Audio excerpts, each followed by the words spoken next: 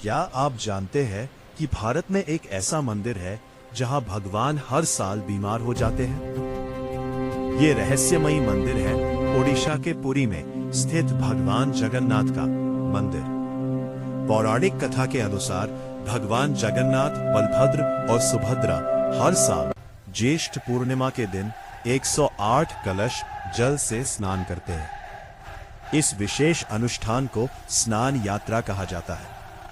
लेकिन माना जाता है कि इतने अधिक स्नान के बाद भगवान को ज्वर, बुखार हो जाता है। इसके बाद मंदिर के द्वार लगभग 15 दिनों के लिए बंद कर दिए जाते हैं। इस समय को अनवसर काल कहा जाता है। इन दिनों भगवान को औषधि और फलाहार दिया जाता है।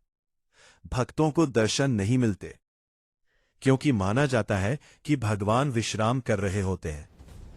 फिर 15 दिन बाद भगवान स्वस्थ होकर बाहर आते हैं और भव्य रथ यात्रा में अपने भक्तों को दर्शन देते हैं। इस रथ यात्रा में लाखों भक्त भगवान के रथ को खींचते हैं। कहा जाता है कि जो भक्त इस रथ को खींचता है उसे विशेष पुण्य प्राप्त होता है। पुरी का यह मंदिर अपने कई रहस्यों के लिए भी प्रसिद्ध है। जैसे मंदिर के ऊपर लगा ध्वज हमेशा हवा के विपरीत दिशा में लहराता है। आज भी ये रहस्य लोगों को आश्चर्य में डाल देते हैं और लाखों श्रद्धालु हर साल भगवान जगन्नाथ के दर्शन के लिए पुरी पहुंचते हैं। क्या आप जानते हैं कि भारत में एक ऐसा मंदिर है जहां भगवान हर साल बीमार हो जाते हैं? ये रहस्यमयी मंदिर है ओडिशा के पुरी में स्थित भगवान जगन्नाथ का मंदिर। पौराणिक कथा के अनुसार भगवान जगन्नाथ, बलभद्र और सुभद्रा हर साल ज्येष्ठ पूर्णिमा के दिन 108 कलश जल से स्नान करते हैं। इस विशेष अनुष्ठान को स्नान यात्रा कहा जाता है। लेकिन माना जाता है कि इतने अधिक स्नान के बाद भगवान को ज्वर, बुखार हो जाता है।